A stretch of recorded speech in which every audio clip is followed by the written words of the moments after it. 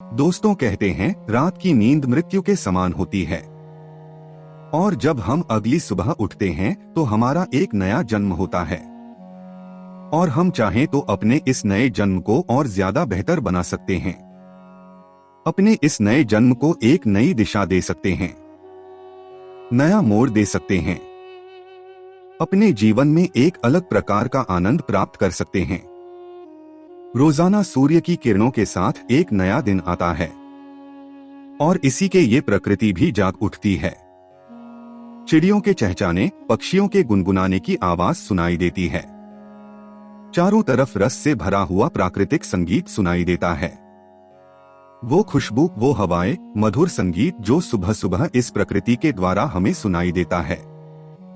और इसी तरह यदि हम भी अपनी सुबह को बेहतर बनाने की कुछ कोशिश करें, कुछ नियम बनाएं या उन नियमों का हमें पता लगे, तो हमारा दिन आनंद से भरपूर, सफलता और कामयाबी से लबरेज हो जाएगा। आज की इस कहानी में हम सुबह की ऐसी कुछ आदतों के बारे में बात करेंगे जिन्हें जानने के बाद, अपने जीवन में उतारने के बाद, अपनाने के बाद आपका हर दिन बेहतरीन हो सकता है, आनंद से भरपूर हो सकता है और आपकी सफलता आपके आगे बढ़ने का कारण बन सकता है।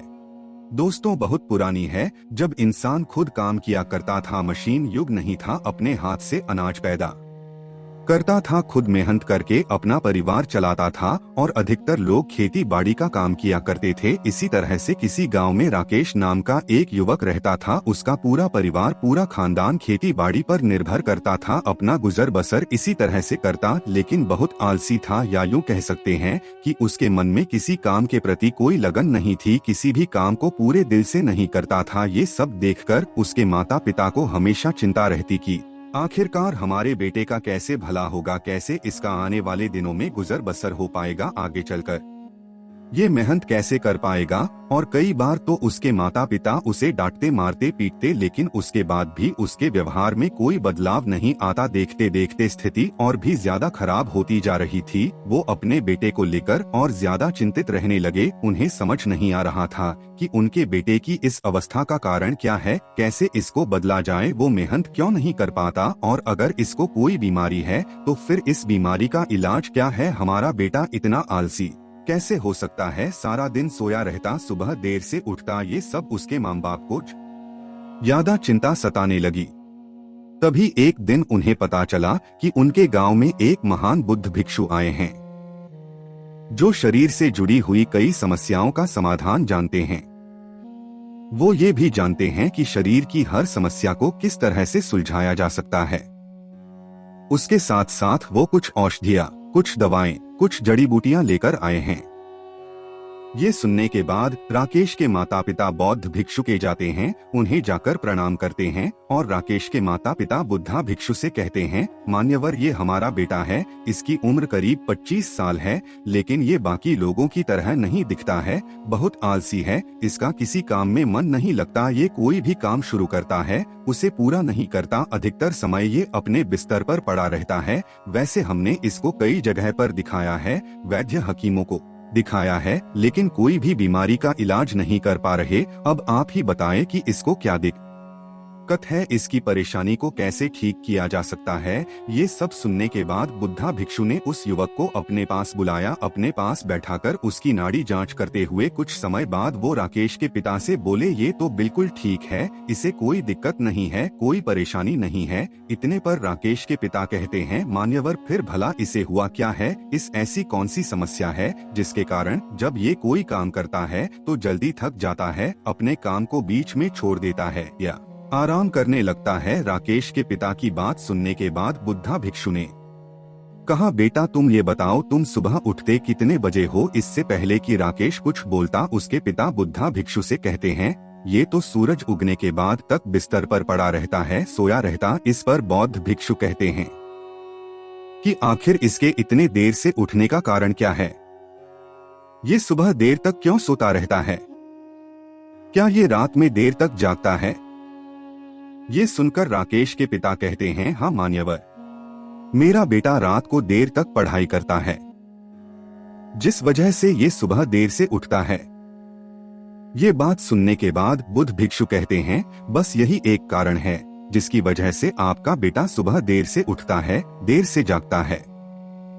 और इसी से इसको आलस ने जकड़ लिया है। इसके लिए मेरे पास कोई औषधि नहीं है, कोई दवा नहीं है, लेकिन मैं तुम्हें ऐसी 5 आदतें बता सकता हूँ, और यदि तुम इन 5 आदतों को जीवन में उतार लोगे तो तुम्हारे जीवन में उत्साह, जोश और वही ऊर्जा होगी जो एक युवा में होनी चाहिए। तुम जैसा चाहोगे वैसा कार्य करने में सफल हो जाओगे। अपने जीवन को जिस दिशा में मोड़ना चाहते हो, तुम आसानी से अपने जीवन को उसी दिशा में मोड़ सकते हो, और किसी काम को तुम करोगे तो उस काम के करने में तुम्हारा पूरा मन लगेगा। तुम गहराई के साथ जुड़कर उस काम को कर पाओगे। तो मैं तुम्हें ऐसी 5 आदतें बताता हूँ। इन आदतों को तुम अपने जीवन में उतारना, तुम्हारा जीवन बदल देंगी आदतें। लेकिन याद रखना, इन 5 आदतों को तुम्हें कम से कम अगले 21 दिनों तक ध्यान पूर्वक अपने जीवन में इस्तेमाल करना है। ये 5 आदतें शुरू में थोड़ी तकलीफ दे सकती है, क्योंकि तुम्हें इन आदत नहीं है, लेकिन उसके बाद तुम्हें इन आदतों को अपनाने के बाद और ज्यादा जिंदगी बेहतरीन लगेगी।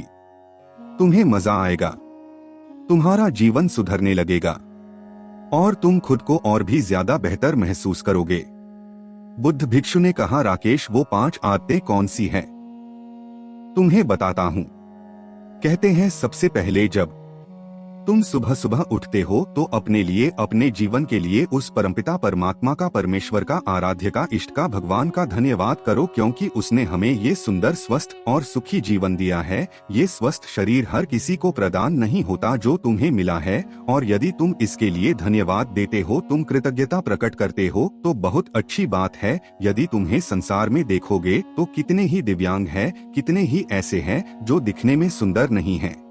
ऐसे बहुत से लोग मिल जाएंगे। हालांकि ये परमात्मा की कुदरत की, प्रकृति की देन है, और माना जाता है कि प्रकृति की हर देन सुंदर होती है, लेकिन फिर भी लोग तुलना तो करते हैं। तुम्हारे साथ भी यदि ऐसा कुछ हुआ होता तो क्या तुम खुश रह पाते? इसलिए भगवान का धन्यवाद करो कि उन्होंने तुम्हें अच्छा और एक स्वस्थ शरीर दिया है, एक अच्छा जीवन दिया है। और हमारी सांसें, जिनके लिए तुम्हें धन्यवाद देना चाहिए, क्योंकि हमारी सांसें हमारे जीवन का एक अनमोल तोहफा है। ये तोहफा हर किसी को नहीं मिलता। हम में से किसी को नहीं पता कि हमारी आखिरी सांस कौन सी होगी। इसलिए जब तक ये सांसें आपके साथ है, तब तक उस परम पिता परमात्मा, परमेश्वर, आराध्य का धन्यवाद करते रहो। इन सांसों के लिए धन्यवाद देते समय अपने अंदर धन्यवाद का भाव जरूर महसूस करो। उसके बाद इस खुले आसमान के नीचे आकर इन हवाओं को महसूस करो, इन पत्तियों के सरसराने की आवाज को महसूस करो, बहते हुए पानी की आवाज को महसूस करो, चिड़ियों के चहचहाने की आवाज को महसूस करो, इस प्रकृति की सुंदरता को महसूस करो, इसके रस का आस्वादन करो, और इसके लिए उस परम पिता परमेश्वर को धन्यवाद दो, जिस कारण तुम इस प्रकृति से खुद को जोड़ पा रहे हो। ये प्रकृति तुमसे जुड़ने लगेगी और तुम बहुत अच्छा और आनंदित महसूस कर पाओगे। इसलिए इसके लिए भी आभार व्यक्त करना ना भूले। उसके बाद तुम वापस अपने कमरे में जाओ, झाड़ू लगाओ, सफाई करो। ये मत भूलना, झाड़ू लगाने का अर्थ ये है कि तुम अपने घर से उस गंदगी को निकाल रहे हो जो तुम अपने जीवन में नहीं चाहते। अर्थात तुम अपने मन में जो भी गंदगी नहीं चाहते, सुबह सुबह तुम उसे भी निकाल कर फेंक दो। ये सब करने के बाद तुम अपने घर में एक मिट्टी के दिए में तेल भरकर दीपक को प्रकाश, क्योंकि ऐसा करने से उस घर का अंधेरा दूर हो जाएगा। ये सब करने के बाद दिए के सामने बैठ जाओ और अपने शरीर के हर अंग को छुओ, उसे महसूस करो और उसके प्रति आभार व्यक्त करो। ऐसा करने से तुम्हारे शरीर के हर एक अंग में एक अद्भुत शक्ति उत्पन्न होगी और तुम्हें और ज्यादा जोश और ऊर्जा महसूस होगी।